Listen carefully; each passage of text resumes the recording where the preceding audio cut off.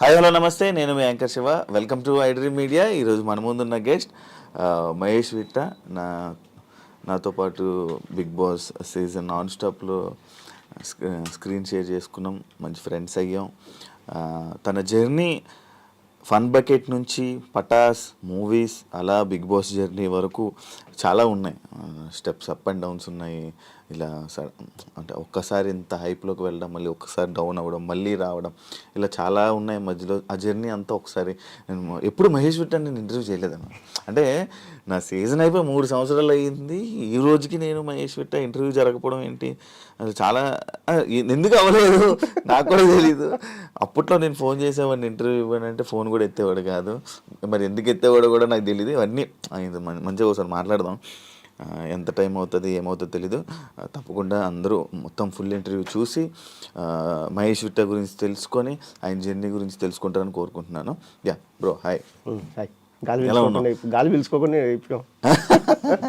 అంటే ఇంట్రడక్షన్ అంటే అలాగే నేను బాగున్నాను. కానీ నువ్వు ఇన్ని రోజుల నుంచి యాంకరింగ్ చేస్తావు, నీకెందుకు టీవీలో ఒక ఇది యాంకర్ రవి లాగా, యాంకర్ ప్రదీప్ లాగా ట్రై చేయాలని నీకు ఎందుకు అనిపిలా? చేస్తాం అబ్బా. కాకపోతే ఏంటంటే ఇప్పుడు నా ఇంటర్వ్యూ చేస్తున్నావు, నువ్వు అడుగుతావు జనాలు నా గురించి చాలా ఇచ్చాను. నేను ఇంటర్వ్యూలు చేసేటప్పుడు నాకు ఇంటర్వ్యూలో అవకాశం ఇవ్వాల, మన గురించి తెలీదు. అలానే మేము ట్రై చేసుకోవడం వల్ల ఓకే నేను ఇంటర్వ్యూలు చేస్తానని తెలిసింది. ఇప్పుడు టీవీ షోలను హోస్టింగ్ నేను చేస్తానని తెలీదు, నాకు ఎవరు అవకాశం ఇవ్వాల. ఒక అవకాశం వచ్చిందంటే అది స్టార్ మా వాళ్ళు బజ్ హోస్టింగ్, అది ఒకటి చేశాను అంతే. అది హిట్ అయింది, ఓకే సాటిస్ఫాక్షన్. బ్రాండ్స్ చదివాను, బ్రాండ్స్ చదివేసాను, అన్నీ అయిపోయింది. అది బాగా చేస్తాను, ఓకే అయిపోయింది. దాని తర్వాత ఇంకా కొన్ని ఛాన్సెస్ వస్తాయనుకున్నాం, వస్తాయన్నారు కానీ రాలేదు. ట్రై చేయాలి. కానీ యాంకర్ షో గురించి నాకు తెలిసిందో ఏంటంటే, మీరు పైన ఏదైతే చూస్తున్నారో అది కాదు. సో వాడి జర్నీ, ఎందుకంటే బిగ్ బాస్లో మేము మాట్లాడుకునేటప్పుడు మొత్తం వాడి స్టోరీ అంతా ఇప్పాడు, చిన్నప్పటి నుంచి ఏంటి అది ఇది అని. యాక్చువల్గా జర్నలిజం మీద ఒక సినిమా తీయాలనుకుంటే వీడి క్యారెక్టర్ని హీరో క్యారెక్టర్ కింద పెట్టేయచ్చు. వీడి జనరేషన్ కాదు, వీళ్ళ నాన్న కూడా మీడియాలో పనిచేసేవాడు. సో అక్కడి నుంచి ఉంది వాడికి. వాడు ఏదంటే పేరు కోసం ఇది చేస్తాడు, కానీ వాడు ఇంకా చాలా కథలు ఉన్నాయి. ఎలా ఉన్నావు? బాగున్నా.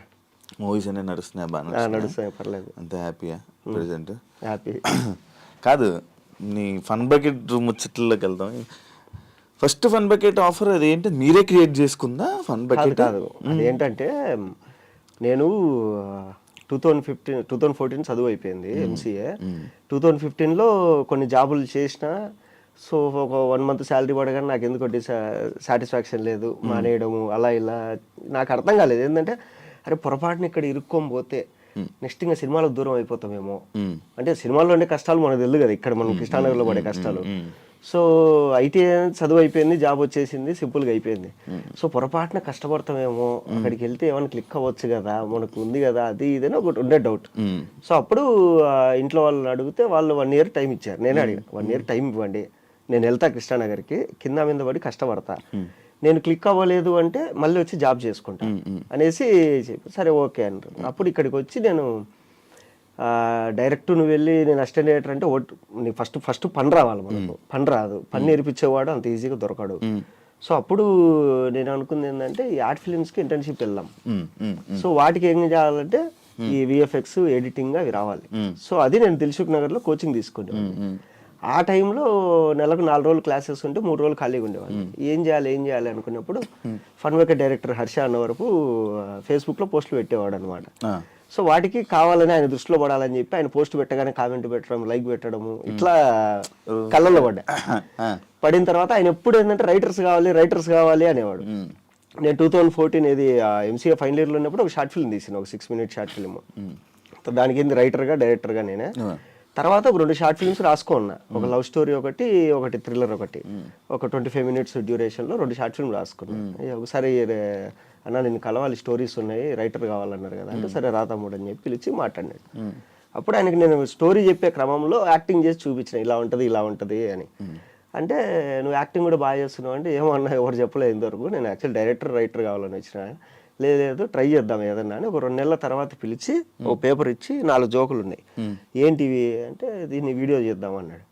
లేదు ఈ శాంటా బ్యాంటే జోక్స్, అలియా భట్ జోక్స్ అనేసి అప్పట్లో కొంచెం బాగా ఫేమస్ అయ్యి ఇది ఇది కదా ఒకప్పుడు ఏంటంటే బ్లాక్ అండ్ వైట్ ఫోన్లలో మనం మెసేజ్ ఫార్వర్డ్ చేసాం ఒక జోక్ ఏదైనా టెక్స్ట్ దీన్ని వీడియో చేద్దాము అన్నాడు. అంటే నేను క్లిక్ అవుతుందన్నా అని చెప్పిన. ఎట్లా అంటే 2 నిమిషాల్లో 4 వీడియోలు 4 జోక్స్ అంటే ఇది బాగా క్లిక్ అవుతుంది.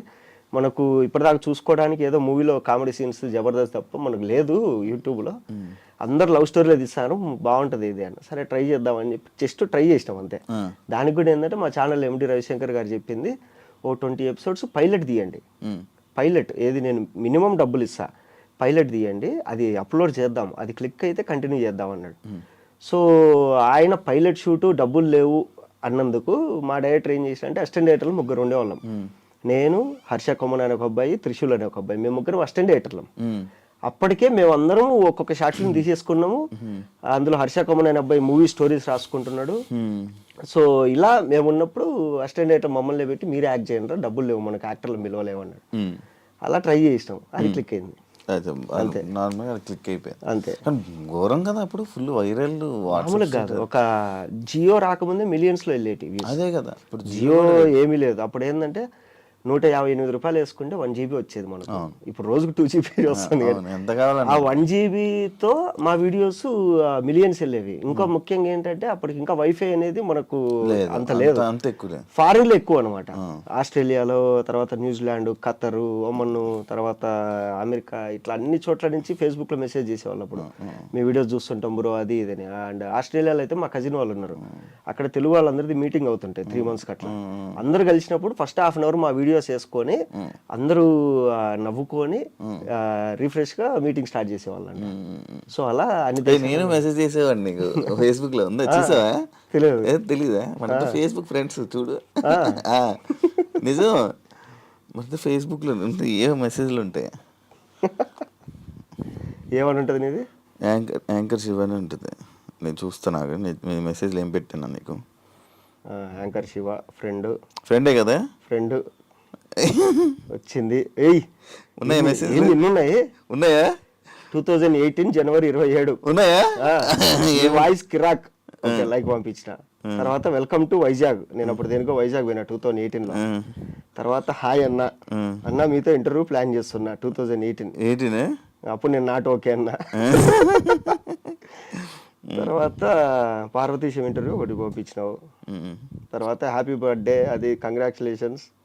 నేను ఫేస్బుక్ మాక్సిమం ఓపెన్ చేయను ఇప్పుడు. 2019 ఉంది లాస్ట్ మెసేజ్లు ఉన్నాయా? ఉన్నాయి.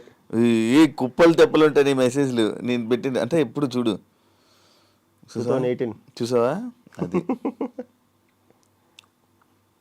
అలా ఉండేది మహేష్ విట్ట.